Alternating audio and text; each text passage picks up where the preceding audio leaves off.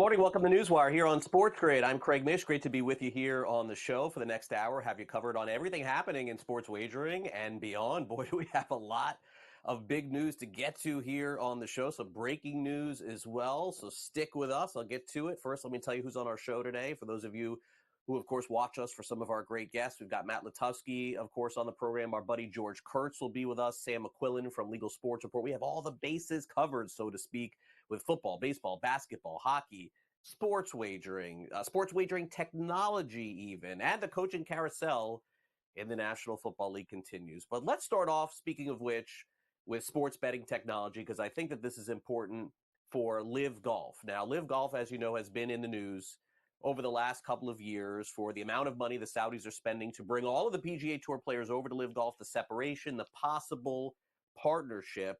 Well, they have news today that they have reported, and U.S. Integrity is now partnering with Live Golf, and it's a monitoring company to make sure, from a technology standpoint, that it gives them access to a company called Prohibet. That's Prohibet, for those of you who are unfamiliar. We'll talk about this a little bit later with Sam McQuillan, but essentially, betting on golf, very popular right now in the United States and beyond. The technology now implemented with Live Golf gives them a little bit of a boost as far as security is concerned on a number of different levels, and also makes it easier to access data and information. So if that's a little bit over your head, it's a little bit over mine too. Don't worry. We're going to be joined by Sam McQuillan later on in the show as well. Now, a story from the Bazaar that we have to do here at the top of the show is one of the best pitchers in the history of baseball, Jim Palmer, who works for Masson, and former pitcher, of course, as you may know, in the Hall of Fame with the Baltimore Orioles. An incredible story on the negative side has come out today, courtesy of The Athletic. Some insane reporting here, which states that Jim Palmer is alleging that a hairstylist defrauded his family close to $1 million. And essentially, this was a private relationship with the Palmer family and some hairstylist that essentially the hairstylist said that he was going to take care of their son who has autism, and did it in a way to endear the family, to say, hey, look, if anything ever happens to you, we will take care of him. And then he just disappeared, and they've lost the money and they can't get it back. So this is sort of like an insane story where, you know, every day you never know who you're going to meet kind of thing. And again, this is just allegations at this point. But naturally, I encourage those of you who are into journalism to read The Athletic this morning, because it certainly is a very bizarre, peculiar, and pick another word story for it. Maybe this is bizarre too. The Dallas Cowboys are keeping Mike McCarthy. I don't know. I guess that's surprising to some degree after the collapse that they had at the end of their season. He's had a great regular season, not a good postseason, and naturally got blown out by the Green Bay Packers. So Dallas going to stick with McCarthy. Of course, this is all the decision of Jerry Jones, who after the game said it was the most surprising result that he's ever been a part of as owner of the Dallas Cowboys. So that's the latest there. Now, also, one quick note here before we go to some of our other NFL headlines surrounding some of the games and injuries, so to speak. NFL Network is reporting that Bill Belichick has a second interview with Arthur Blank, the owner of the Atlanta Falcons. So naturally, usually when the second interview happens, that means they're probably going to hire the coach. I mean, a lot of times that happens. So it looks like at least there is some groundswell for Belichick potentially to be the next head coach of the Atlanta Falcons. We will see. Okay, now this was a tough one to hear. Colts owner Jim Irsay, you may remember he had a medical issue back in December. Well, he was found unresponsive at his home with this issue. It was paramedics that found him following a suspected overdose back on December the 8th, and medications were allegedly found as well. But, you know, certainly this is a different story from what we heard back in December, so we'll follow it for you. Dalvin Cook, who recently joined the Baltimore Ravens, has been signed to their 53-man roster. He is expected to be in uniform, maybe even potentially play this weekend against the Houston Texans. Kyron Williams, whose season is over, but he had a great one. He's having surgery for a broken bone in his hand, expected to be ready for training camp come this summer for the Rams. And by the way, not surprising, said it here last week. One of my predictions actually came true. I don't think I picked a single game right, but I did say this. Packers-Cowboys, most viewed matchup during Wild Card weekend. How about this number? 40 million people watching. Like, that is a Super Bowl number. 40 million people watch Packers-Cowboys. And imagine if the game was actually good. How many people would have watched? Because the game stunk. All right, new Arizona players are entering the transfer portal. My buddy Jed Fish, he left to go to Washington, and it seems to be a common theme. The Wildcats players are all bailing. The son of WWE star Goldberg, you remember Goldberg?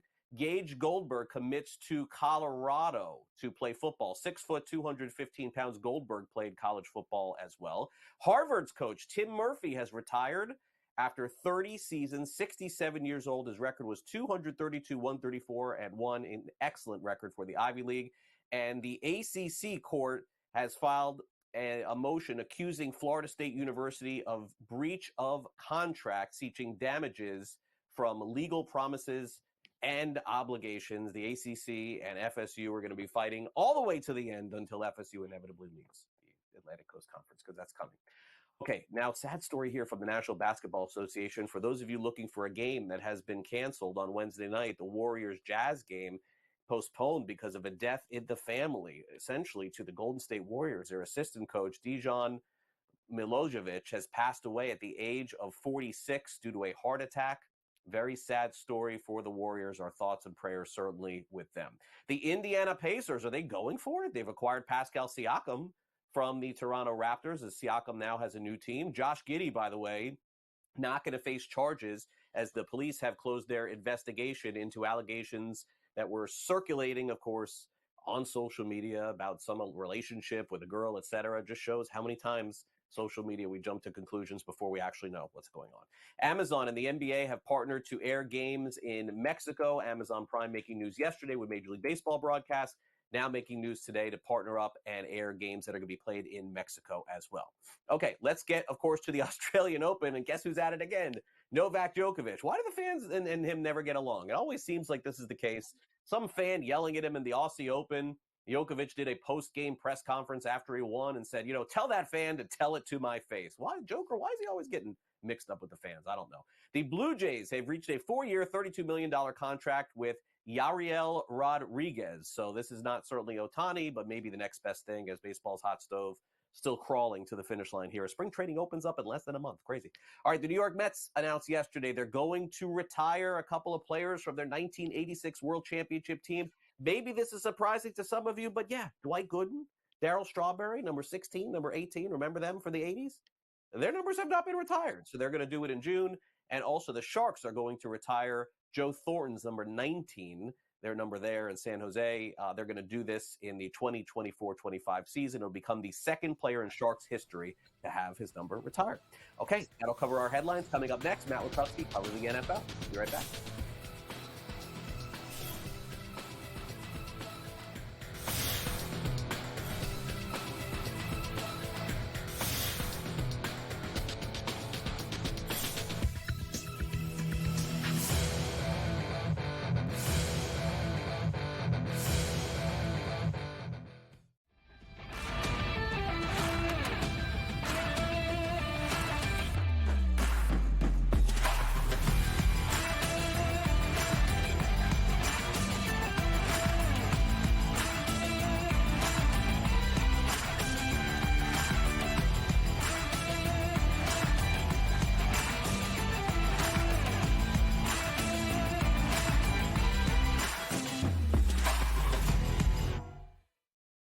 Quarterback at quarterback. We're going to lay some juice. We're going to have some dog prices, and we're going to go right in the middle.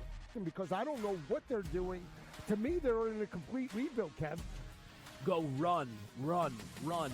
That's where overbackers on this 51.5 shot. So right now we saw a little bit more over money, but it's hovering right around. The winner of this game will be the division favorite. I don't care if they win, because all we care about is the money, baby, the money. Pro Football Today. It's smarter to be on SportsGrid. The Bostonian versus the Book. This is one of the hardest jobs in all of football. You are replacing Bear Bryant. You are replacing Nick Saban. You are replacing guys who won national championships, and they still wanted them out. They still wanted them gone. Mike Shula, Mike Shula was a disaster. Dubos was a disaster. Gene Stallings. That's what I mean. They ran him out. He won a national championship, and they ran Gene Stallings out. The Bostonian versus the Book. Good move by the Clippers, and obviously, folks, they have Tyronn Lue, who I think is one of the best coaches in the league. And I'll say this right now, folks. The way they're playing, I know Minnesota's in first. I know Oklahoma City's been great.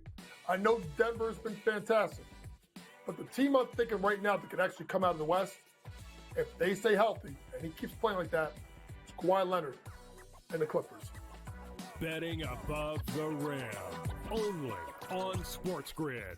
I really thought the Lions were going to blow out the Rams. And in the first half, I was like, all right, I got one right here on this one. And then the Lions, what happened, Jacob? They stopped playing. The Lions offense is more of a complete unit right now because they have a really strong run game. And I know Tampa's run defense is good too, but all they need is David Montgomery and Jahmyr Gibbs to do a little, and that'll open things up for Jared Goff.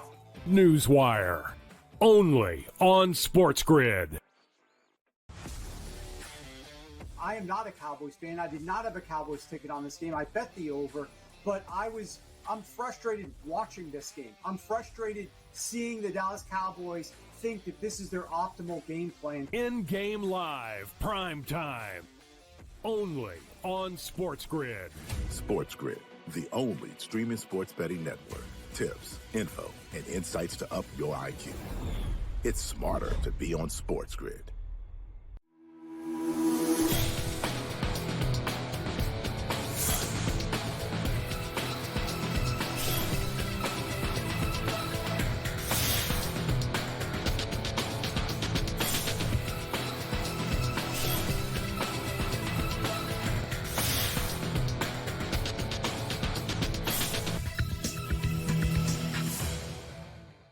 Welcome back to NewsWire on SportsGrid. Well, about 30 minutes ago, we got a little piece of breaking news.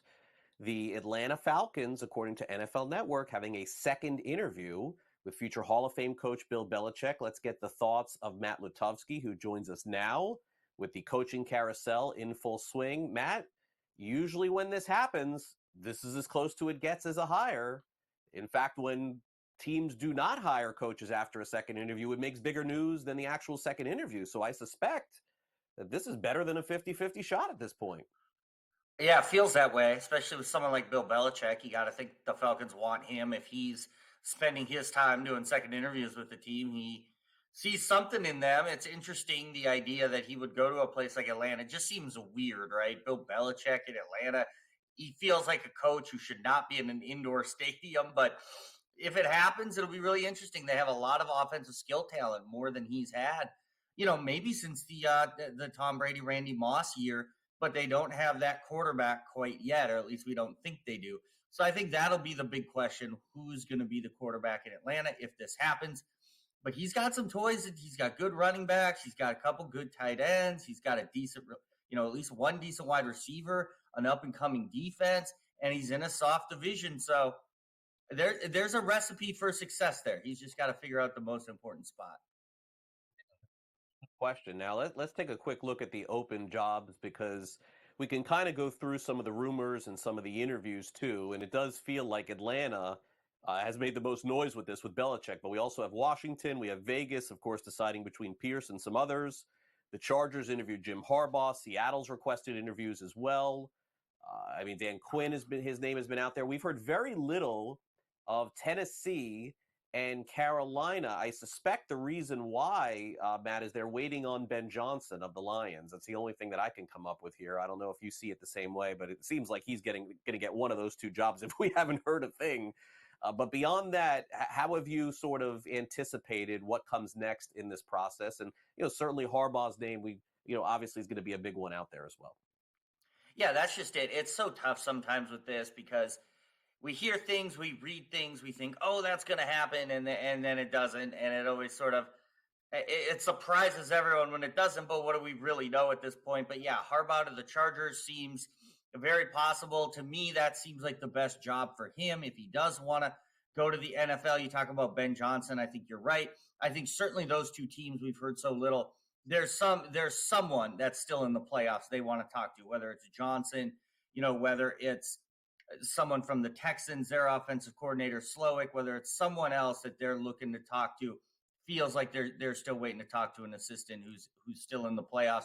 But yeah, I think once the dominoes start falling, they're going to fall quick. They just need to get a few of the coaches who are still whose teams are still alive in the playoffs to fall out. And then I think we'll start seeing things happen a little bit more rapidly. All right. Well, speaking of which, this is a big week in the NFL. A lot of people feel like this is their favorite week in the NFL, divisional weekend. Before we get into the games, let's take a look at the odds heading into divisional round weekend, where the 49ers are the favorites to win it all, to win the Super Bowl, followed by the Baltimore Ravens, the two number one seeds. The 2-1 seeds got there last year. Buffalo is 5-1. Kansas City is 7-1. And then it's a jump down because essentially, Matt, there aren't going to be a lot of people picking Detroit or Green Bay or Tampa Bay or even Houston to win.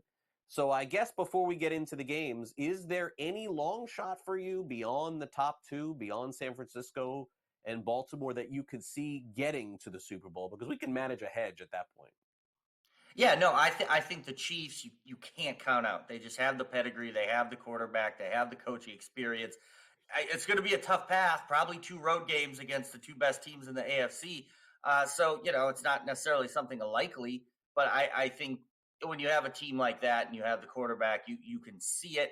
And look, I don't think you can count out the Lions either. They have the matchup this week where they're fairly heavy favorites.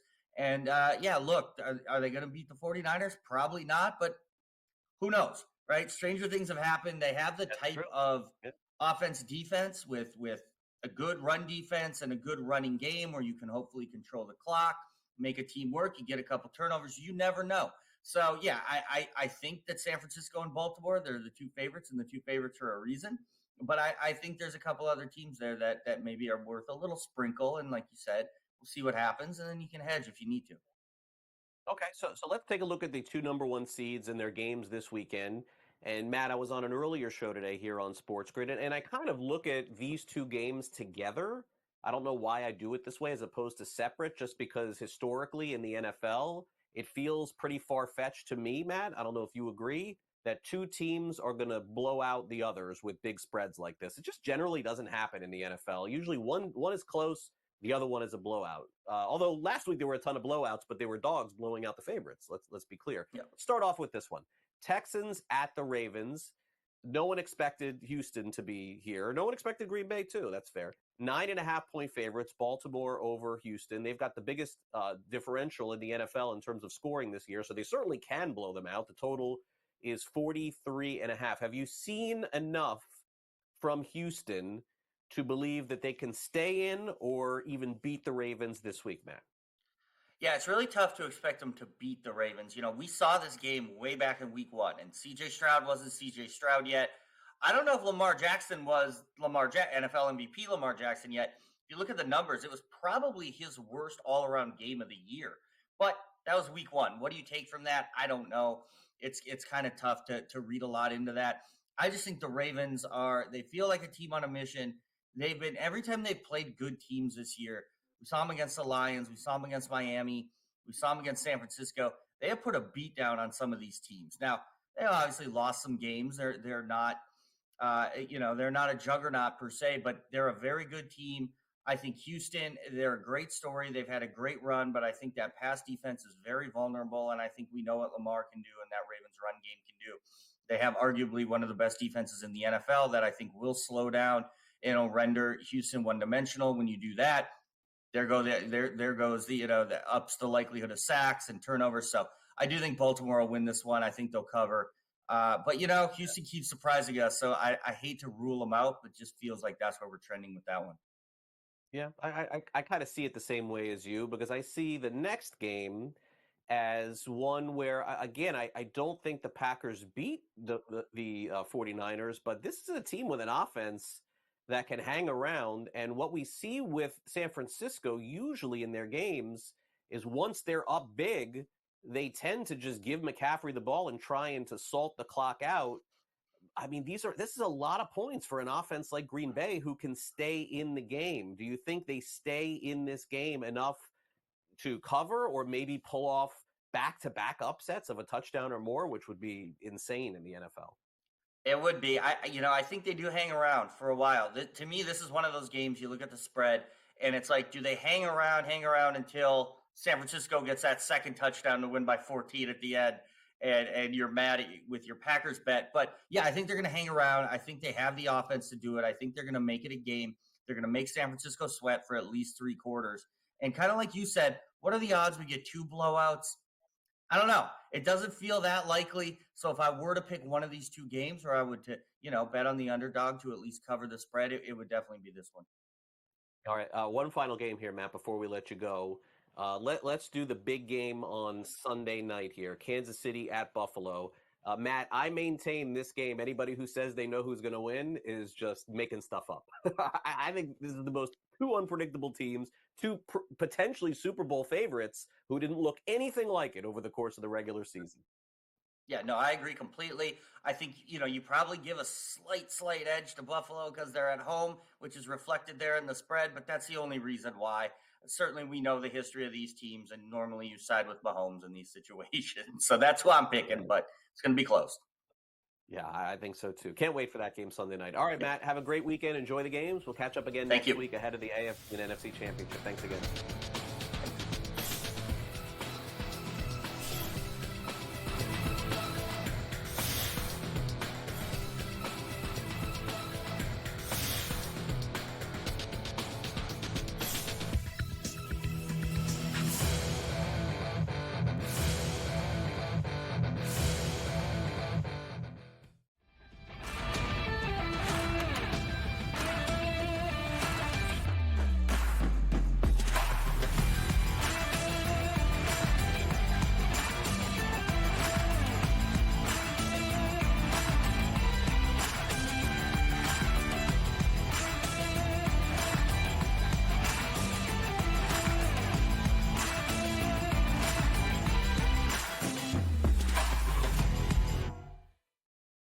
Quarterback at quarterback. We're going to lay some juice. We're going to have some dog prices, and we're going to go right in the middle. Because I don't know what they're doing. To me, they're in a complete rebuild, Kev. Go run. That's where overbackers on this 51.5 shot. So right now he's a little bit more over money, but it's hovering right around. The winner of this game will be the division I don't favorite. care if they win because all we care about is the money, baby, the money. Pro Football Today. It's smarter to be on SportsGrid. The Bostonian versus the Book. This is one of the hardest jobs in all of football. You are replacing Bear Bryant. You are replacing Nick Saban. You are replacing guys who won national championships, and they still wanted them out. They still wanted them gone. Mike Shula, you're Mike replacing Shula was him? a disaster. Dubos was a disaster. Gene Stallings. That's what I mean. They ran him out. He won a national championship, and they ran Gene Stallings out.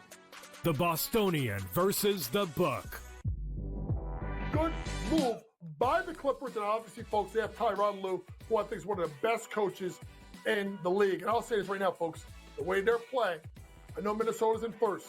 I know Oklahoma City's been great. I know Denver's been fantastic. But the team I'm thinking right now that could actually come out of the West, if they stay healthy, and he keeps playing like that, it's Kawhi Leonard and the Clippers. Betting above the rim. Only on SportsGrid. I really thought the Lions were going to blow out the Rams. And in the first half, I was like, all right, I got one right here on this one. And then the Lions, what happened, Jacob? They stopped playing. The Lions offense is more of a complete unit right now because they have a really strong run game. And I know Tampa's run defense is good too, but all they need is David Montgomery and Jameer Gibbs to do a little, and that'll open things up for Jared Goff. NewsWire. Only on SportsGrid. I am not a Cowboys fan. I did not have a Cowboys ticket on this game. I bet the over, but I'm frustrated watching this game. I'm frustrated seeing the Dallas Cowboys think that this is their optimal game plan. In-game live, prime time. Only on SportsGrid. SportsGrid, the only streaming sports betting network. Tips, info, and insights to up your IQ. It's smarter to be on SportsGrid.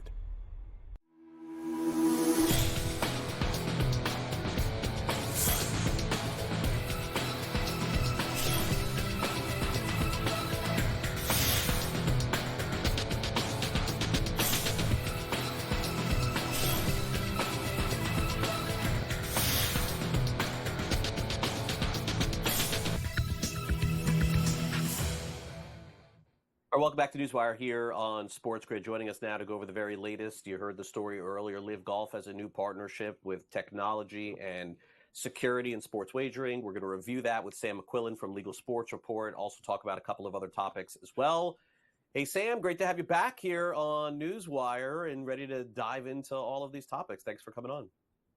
Yeah, Craig, it's great to be back. Let's do it. All right, so let's start off, and there may be some people unfamiliar with this story of an app called Thrive Fantasy, which essentially is sort of like a daily fantasy app that's been out there for a few years. All of a sudden, on social media, there was a groundswell of people saying that they had a hard time receiving their payouts from Thrive Fantasy. And by the way, this is not like recent, like this is going back 6-8 months, full transparency. I even received an email from somebody watching the show saying that they were having issues as well and would be happy to talk to me about it as well. And naturally, I referred to you guys at Legal Sports Report, and I suppose this individual had spoken to them too. So look, I don't know, Sam, what's exactly going on here, but at the very least, the CEO of the company did release some statement. So I don't know if I missed any part of the story. If I did, please fill our viewers and listeners in and now update us with the statement that is being made. Yeah, Craig, you're spot on with your recount of everything that happened. This daily fantasy sports app, Thrive Fantasy, which operates in that pick'em space, which really appeals to people who want sports betting or a product closer to sports betting than, perhaps a season-long contest or, a daily lineup contest where you're making these over-under selections, things of that nature. Reports came out a few months ago that they weren't paying some people out. Like you said, it started to swell on social media. At the time, the company kind of, didn't really address it much, and then it became bigger. Legal Sports Report did several stories on it. My colleague Mike Mazzio has been sort of at the forefront of this coverage, but now you have them finally coming forward with some kind of statement, basically saying they're investigating, several accounts that either perhaps took advantage of their Pick'em product, and also saying at the same time that they were subject to a bank and check fraud scheme, which froze their accounts that they used to, process withdrawals and immediately impacted kind of the ability for people to get money out. So it's a couple of different things they're saying is like, on the one hand, some accounts are under investigation for perhaps taking advantage of, I don't know whether it's mispriced products or something like that. It's a skill-based app, so it's hard to really argue that kind of thing that you would do with sports betting where we have bad lines, that sort of thing. And then at the same time, you have them saying that they were, they've essentially been hacked and that's why they can't pay out money. Now, some customers have received money. Some customers, are down as much as 5 figures that are missing.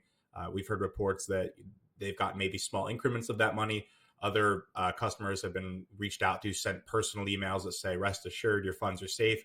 We're still looking into it. So this is sort of them trying to buy some time, maybe save some face on this front. And at the same time, the company, it came out that they were trying to raise capital pretty much during this entire process over the last couple of months.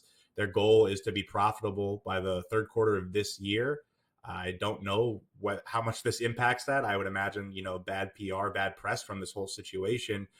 But this is a company that had a lot of investors behind it, which is not uncommon in the sports betting or fantasy space where you have kind of this, selling this idea that we'll be able to turn all these customers profitable by a certain date. But now you have it coming out with their CEO trying to save face and people still don't have their funds. So it's going to be something to watch going forward. I'm sure more will develop in this story. There have been multiple attorney generals in New York and North Carolina that customers went out and contacted and said, hey, we can't get our funds. Can you please help us? I'm told that, the company has not engaged with them so far. There's potential lawsuits pending from different customers, maybe class action situation where you get everyone involved. But it's not looking great for Thrive Fantasy. You could say it's not thriving right now. Yeah, and look, there potentially could be some issues that legitimize what the CEO is saying. So I totally understand that from that point of view. I mean, I don't have a side to pick here, but what I would say is 2 things, Sam. First and foremost, are they accepting money still? Because that's what I would like to know. Because if they're just not paying and they are accepting, major red flag for me. I don't know the answer to that. And what I do know, secondly, is that you can communicate with the people. Like, I mean, come on. Like, I mean, you may not be able to pay and you may get sued, but you have to be able in some way to communicate with your customers about what is going on here, as opposed to waiting for months and then all of a sudden making a statement here. So I hope it works out for both sides here. Again, I'm not trying to pick a fight with either side, but please have some openness, transparency, and communication. Speaking of which, we're getting none from this player, Shane Pinto, who was suspended for sports betting north of the border here in hockey. I thought we'd get some more clarity here on as to what happened. The NHL didn't give us any, Sam, as to why they suspended him. They just said they did. Pinto's not giving us any specifics here, but they're letting him back. So, I mean, I don't know how serious this could be. Maybe one day, I guess we'll learn. There's probably something really silly to this story that we don't know. Or maybe bet on the dog show or something. I don't know. It's odd. Yeah, well, under NHL rules, he actually would be able to bet on the dog show, which is why this is such a weird situation. And it's just curious and confusing as to what actually went down. Shane Pinto, the Ottawa's Senators forward, suspended for half the season, which that's a really big suspension, 41 games. He's eligible to come back next week. And like you said, it was for violating the NHL's betting policy. He talked to, reporters last week for the first time since it happened, but he really didn't, he said, I'm not going to get into exactly what happened. It was his first interview since the ban. He did mention a few things, like he hopes he can be an example for people in the future and doesn't want to make silly, stupid mistakes, things of that nature. What we do know about the situation is that he had a gambling account, which was in the United States. Now, remember, Ottawa in Canada. So he made an account in the U.S., and it was flagged for unusual activity by this integrity monitoring service, which then contacted a third party that worked with the league office to then come down and hand the suspension to him. Perhaps in all of that process, there was a non-disclosure agreement signed, something of that nature. But what did come out is that there was no evidence that he wagered on NHL games. That's what as far as the league has said. So then it becomes really curious as to what actually did he do. You're allowed to bet on other sports if you're in the NHL, just like you can in the NBA, just like you can in the NFL. You obviously can't bet on the games if you're a part of the league. So the fact that he didn't do that either, it kind of leaves you scratching your head on what exactly happened. Other leagues like the NHL have rules where you can't bet from a team facility. It's not clear if, that was something that was involved here. But the NHL is also different than the other leagues in that, it allows its players to do sponsorships with sports books. You have a number of players who are open ambassadors for different betting apps, which always kind of, blurs the lines of integrity when a player is say, hey, bet on my over tonight or bet on my under tonight or bet on this. And you have situations like this pop up. So like you said, maybe some more will come out in the future. He said he was kind of caught off guard when the suspension was originally handed down and it came out of nowhere. And he said a lot of players have reached out to him to kind of ask about it or learn from it or whatever. And but the fact that we have no idea what happened and it just wasn't him betting on an actual game is, it makes you question what actually happened. And then in the future, if more of this kind of stuff happens, are we going to get more clarity from the league? Obviously, the NHL's or the NFL has been very, forward, and they've come out with all their suspensions and said what everyone's done. Other sports, the same thing. So this is pretty much the first suspension in the NHL that happened in the legal sports betting kind of era. So, it's going to be something we look back on when more of these undoubtedly come down and, wonder how this compares and half the season, that kind of thing. So, it's a weird story. And hopefully, as we go forward, we'll get more information here.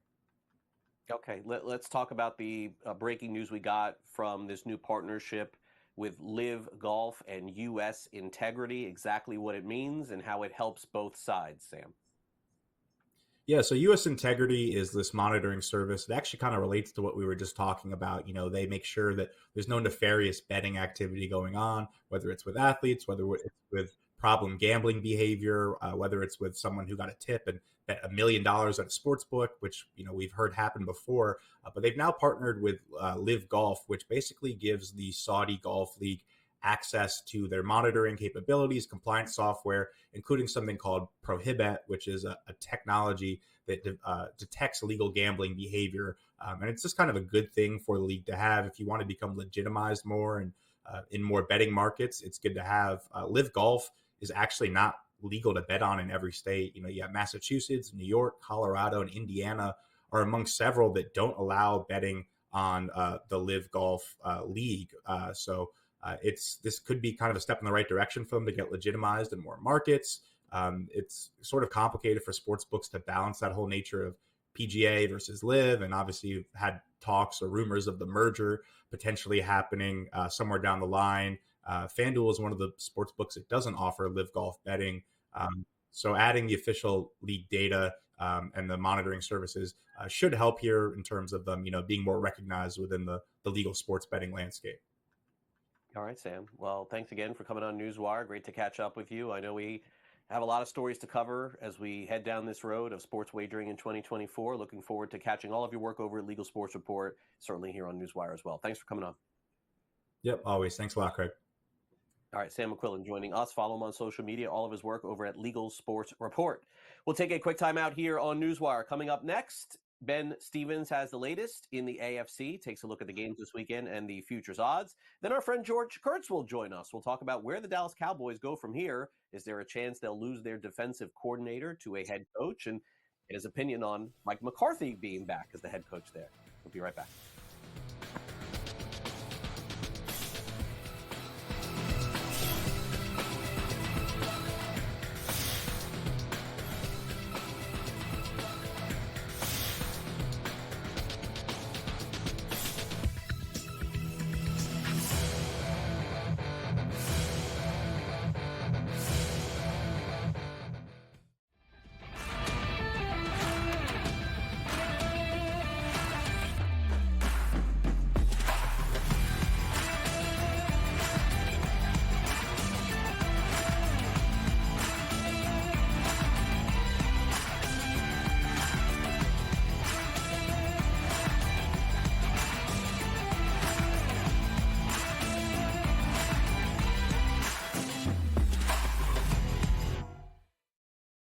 Quarterback at quarterback. We're going to lay some juice. We're going to have some dog prices, and we're going to go right in the middle.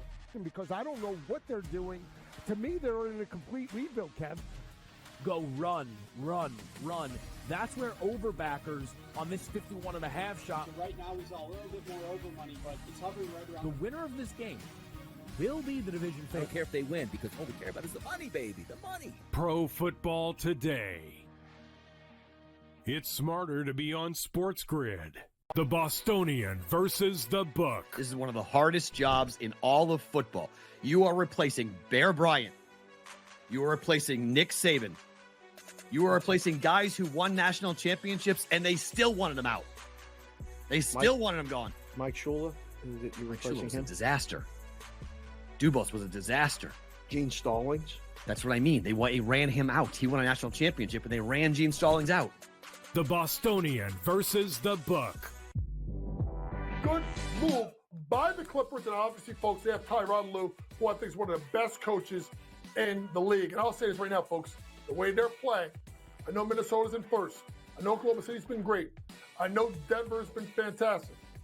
But the team I'm thinking right now that could actually come out of the West, if they stay healthy, and he keeps playing like that, it's Kawhi Leonard and the Clippers. Betting above the rim. Only on SportsGrid. I really thought the Lions were going to blow out the Rams. And in the first half, I was like, all right, I got one right here on this one. And then the Lions, what happened, Jacob? They stopped playing. The Lions offense is more of a complete unit right now because they have a really strong run game. And I know Tampa's run defense is good too, but all they need is David Montgomery and Jameer Gibbs to do a little, and that'll open things up for Jared Goff. NewsWire. Only on SportsGrid. I am not a Cowboys fan. I did not have a Cowboys ticket on this game. I bet the over, but I'm frustrated watching this game. I'm frustrated seeing the Dallas Cowboys think that this is their optimal game plan. In-game live, prime time. Only on SportsGrid. SportsGrid, the only streaming sports betting network. Tips, info, and insights to up your IQ. It's smarter to be on SportsGrid.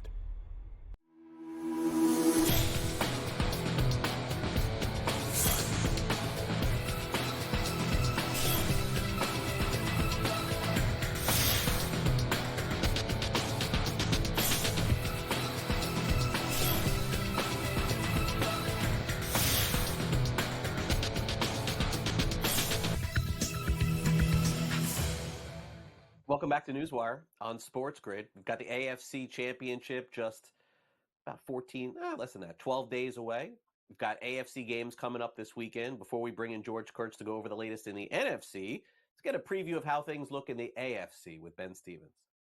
Craig, the NFL's Final Eight. 4 teams in each conference try to win a conference title and earn that conference's Super Bowl appearance in Super Bowl 58 in Las Vegas. We examine the AFC today, and we start with the top of the board, the Baltimore Ravens, the number 1 overall seed in the conference, a plus 115 price, a full $1.05 in front of Stephon Diggs and the Buffalo Bills, a plus 220 number. Craig, notice the difference between Buffalo and Kansas City. Of course, these two teams face off to end out the divisional round, as we'll look at the numbers in just a moment. $1.10 different here, plus 220 for Buffalo, plus 330 for KC. And then you see the large drop off to the Houston Texans, nearly $10 from the Chiefs to the Texans, 13-1 for Houston. So that's the dramatic drop off in the AFC. These top 3 teams, though, all in contention for that conference championship in a pretty tight difference, according to the odds makers. So let's go to the first game up of the divisional round to start off our doubleheader on Saturday. The number 1 overall seed in the AFC, the Baltimore Ravens, with the most wins this year in the National Football League regular season, a 13-4 record, now into the fold in the playoffs. A 9.5-point spread in favor of Lamar Jackson and the flock against C.J. Stroud and the Houston Texans. This line opened at 8.5 in favor of Baltimore, working in that way by just a point. The total dropping by also 1 full point. Craig, we're expecting some pretty cold and windy weather in the Charm City come this Saturday afternoon into the evening time hours. Baltimore this year booked as a favorite in 14 of 17 regular season games, 9-5 against the spread. Meanwhile, the Houston Texans, a really good underdog team throughout this NFL campaign, including in the opening round of this playoffs, winning as a home underdog against the Cleveland Browns. 7-3 for Houston against the number this year as an underdog. Now we go to the end of the divisional round, and of course the marquee matchup of the 4 that we have in the second round of these NFL playoffs. In Buffalo on Sunday evening, Josh Allen and the Bills against Patrick Mahomes and the Kansas City Chiefs, a budding rivalry in the AFC. The last 3 regular seasons, Josh Allen and Buffalo have gone into Arrowhead and knocked off the Chiefs outright. But of course, it was Kansas City getting the last laugh the last time these two teams played each other in the postseason. That was 2 years ago in the 2021 NFL playoffs in that divisional round classic in Arrowhead, the overtime game in which Kansas City and Patrick Mahomes came out on top. In that game, it was first off at home in Kansas City for Mahomes and the Chiefs. This one on the road for the first time in Mahomes' playoff career. Buffalo, a favorite this year of 3 points or less, Craig, just 4 times. A 3-1 straight up and against the spread record. That only loss and non-cover opening Monday night of the year in MetLife against the New York Jets. Kansas City and Patrick Mahomes only been booked as an underdog just 12 times, Craig, in the last 6 years when Mahomes has been the starting quarterback under center for the Chiefs, and they have a winning record, 7-5 straight up. The only NFL team since the start of 2018 that has an above 500 mark outright as an underdog. So that's the AFC component of the divisional round weekend, Craig. We still have 8 teams remaining in the National Football League in the hunt for a Lombardi Trophy. Those 4 teams over in the AFC. All right, thanks very much, Ben. Now let's check on the latest with the Dallas Cowboys, their future, their present, with George Kurtz, an unabashed Cowboys fan who just had to go through it again this year. Hey, George, sorry for the weekend. I mean, I don't know what else to say here at this point. You're used to it. I guess the wounds are deep, but you've felt them before. I think it's a fair statement, right? The more things change, the more things stay the same. The only difference was we sort of expected that this week, right? Usually Dallas falls apart in the divisional round, before they act like clowns out there. They did it a week early. They said, save me the hope, save me the extra week there. I guess I should appreciate that. Yeah, and Dan Quinn is the name that, as a Cowboys fan, you probably thought you were going to lose, but you didn't think Mike McCarthy would be back. I think that those two things are probably fair. So let's sort of dive into your opinion on both. Let's start with Quinn at this point. He's interviewing with the Seattle Seahawks, the Washington Commanders. He had success in Atlanta, more success than Arthur Smith, so I would assume he'll get one of those jobs. Mike McCarthy, however, is back with the Cowboys, and I think that's the other dynamic to the story. Yeah, I think I agree with you about Quinn. I assume he'll get one of the jobs. Now, he was part of the problem on Sunday, right? That defense was a chicken with his head chopped off. They didn't know how to cover combination routes, right? You had receivers running war. I mean, Craig, have we ever seen the one receiver, the one guy who caught the ball with no one within 20 yards of him? That's a pregame catch, right? We'll just screw around, throw the ball around. It was unbelievable, and that happened more than once during that game. So Quinn had a rough game as well as McCarthy, as well as the Cowboys here. I don't think it was rough enough for him not to get a head coaching job, mainly because his defense keeps leading the league in turnovers year after year after year. So I think he'll get a job there, which will be a big hole for the Cowboys because he's probably going to take most of his assistants with him. Al Harris is a big name, the Cowboys secondary coach there. So who's going to be the coach of that defense? It'll be a big question that McCarthy has to answer. I'm going to assume that Jerry Jones liked the answer during the meeting with McCarthy, but who the hell knows? I mean, it's tough to tell with Jerry. As for McCarthy, I think if you thought that Jerry was absolutely going to fire McCarthy, and I thought there was a chance, but if you thought this was a done deal, then you just weren't paying attention to how Jerry Jones runs the Cowboys over the past 15 years. I mean, Craig, how long did we have to put up with Jason Garrett for? It was 10 years. 10 years. And we want them to fight out every year. You know, and Jerry is not, and by the way, he was never going to hire Belichick. All right, that was never going to happen. He was never going to hire Harbaugh. Never going to happen. All right, Belichick was not going to put up with Jerry's crap stuff, having him sit in on meetings. We all know Belichick. What's the one thing you think of when you think of Belichick? You think of those press conferences where he tells you nothing. I mean, nothing. He won't tell you what color his shirt is. Jerry will give you the nuclear launch codes. Right? He has 17 press conferences a week telling you anything you want to know. It's just not a match. It was never a match. Harbaugh, once again, has so much clout. He can take any job he wants, and he's not putting up with Jerry's garbage there. So that wasn't going to happen either. I would have been happy with Mike Vrabel. Would have loved to get him, but not surprised. Jerry also likes to, he doesn't mind his coach coaching with last year of his deal. He thinks he'll get the most out of you then, right? Get the most out of you. Like Mike McCarthy wanted to lose 48, whatever it was, right. 32, and it wasn't that close on Sunday. Yeah, I'm sure he'll coach much better now than he did last year of his contract. Now Jerry wants to control the team. He wants to, be in those meetings. He wants to have all his say in personnel decisions.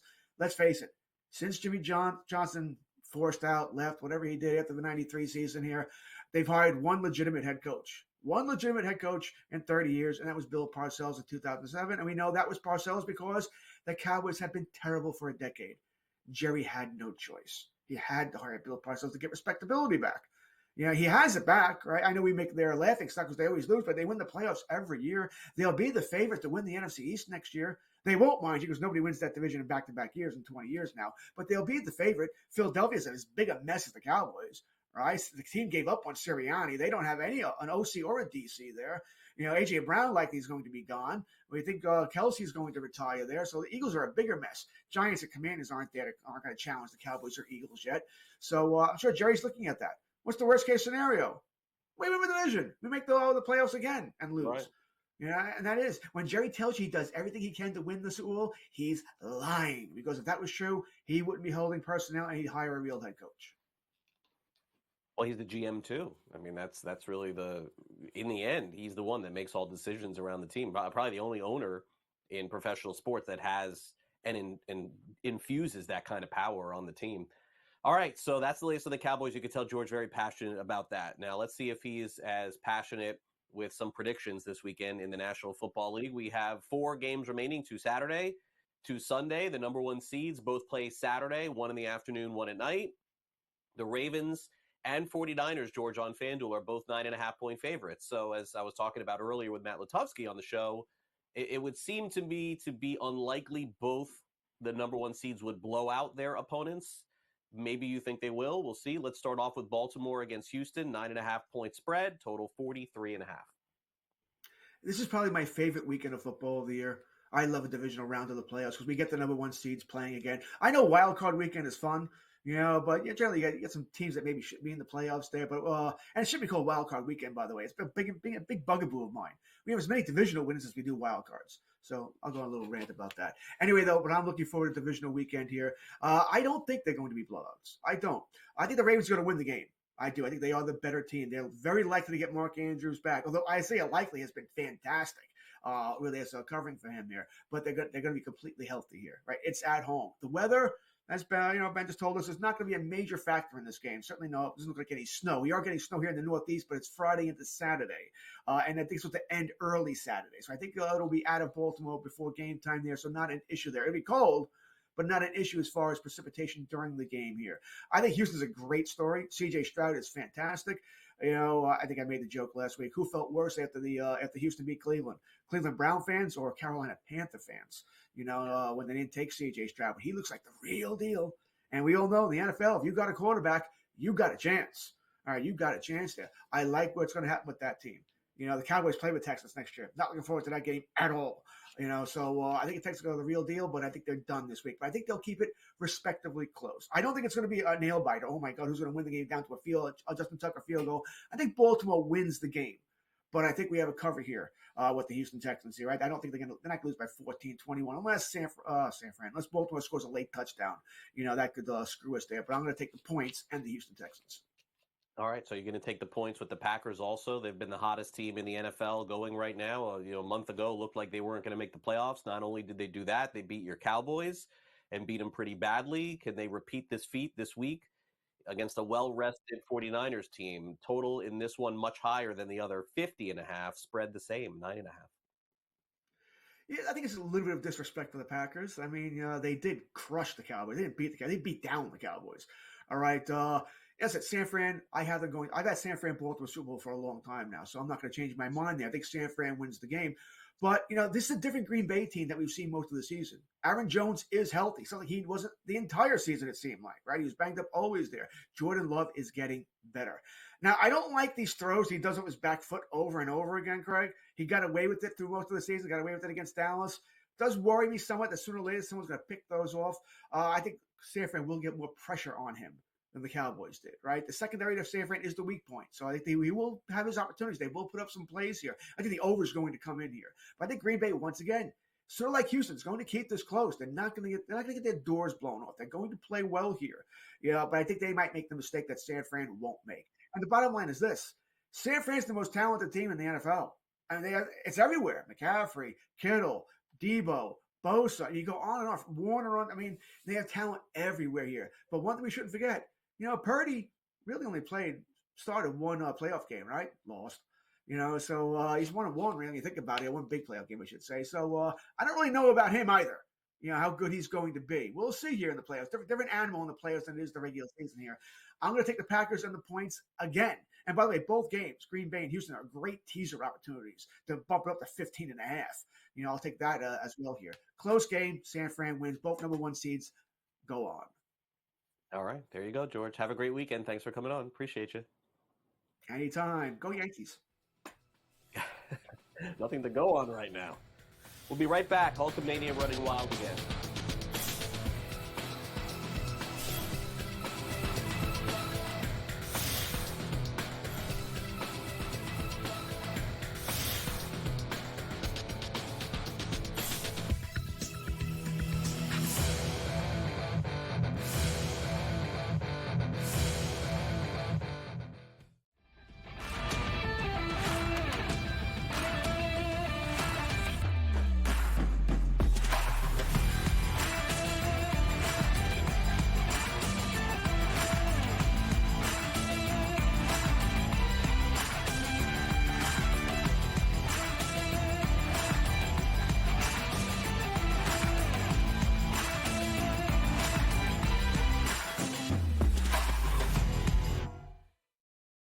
Quarterback at quarterback. We're going to lay some juice. We're going to have some dog prices, and we're going to go right in the middle.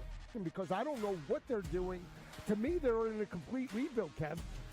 Go run, run, run.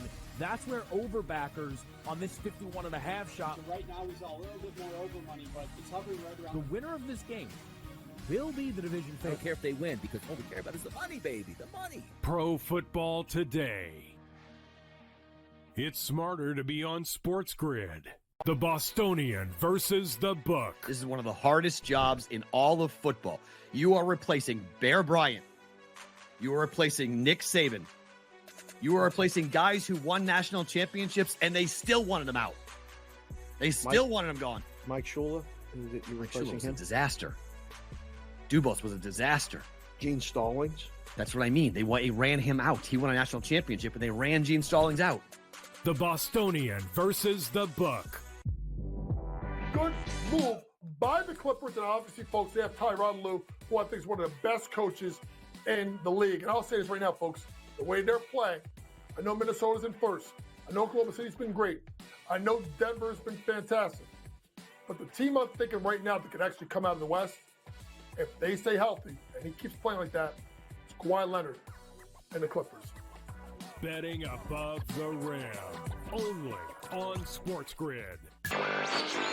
I really thought the Lions were going to blow out the Rams, and in the first half, I was like, all right, I got one right here on this one. And then the Lions, what happened, Jacob? They, stopped playing. The Lions' offense is more of a complete unit right now because they have a really strong run game. And I know Tampa's run defense is good too, but all they need is David Montgomery and Jameer Gibbs to do a little, and that'll open things up for Jared Goff. NewsWire, only on SportsGrid.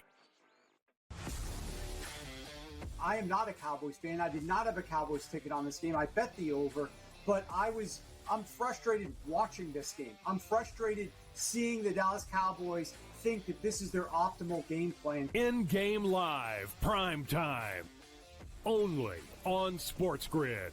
SportsGrid, the only streaming sports betting network. Tips, info, and insights to up your IQ. It's smarter to be on SportsGrid.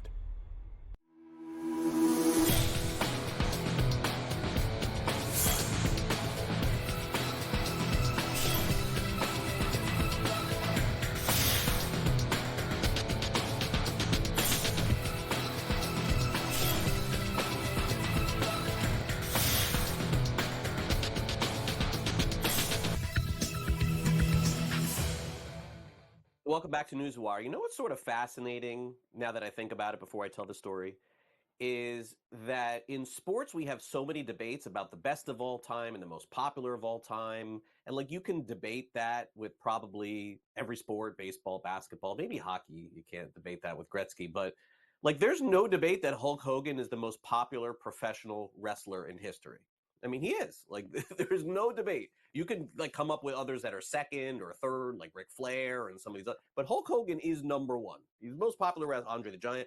Most popular wrestler of all time is Hulk Hogan. Now, Hogan, of course, is retired. He's living in Tampa. He's 70 years old.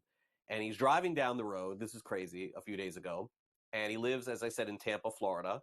And he sees an overturned car that had an accident, almost immediately when he's on the road. So he runs over to this car. This is true. And the airbag has been deployed, and there is this girl sitting in the car upside down in the car, and she can't get out. Airbags are hot, car's upside down. He grabs a pen, runs over to the car, pops the airbag with the pen, takes the girl out of the car, and saves her. It's a true story. Happened in Tampa not that long ago. So even in his retirement, as my maintain, the most popular wrestler of all time, Hulk Hogan, who has had his share of controversies, let's be clear, in the past, no question about that, with WWE, WCW, and off the outside of the ring as well, squared circle. Hulk Hogan did a good job the other day, saving a girl's life, so let's give him credit for that.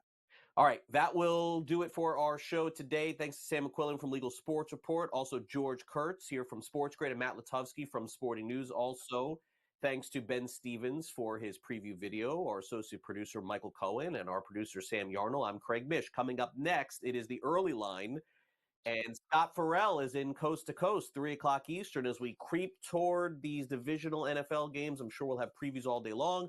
I will see you tomorrow at 11 a.m. Eastern. Warren Sharp will be on the program. We'll give out some picks for the NFL games. I hope you enjoy the rest of your Thursday. I'll see you tomorrow.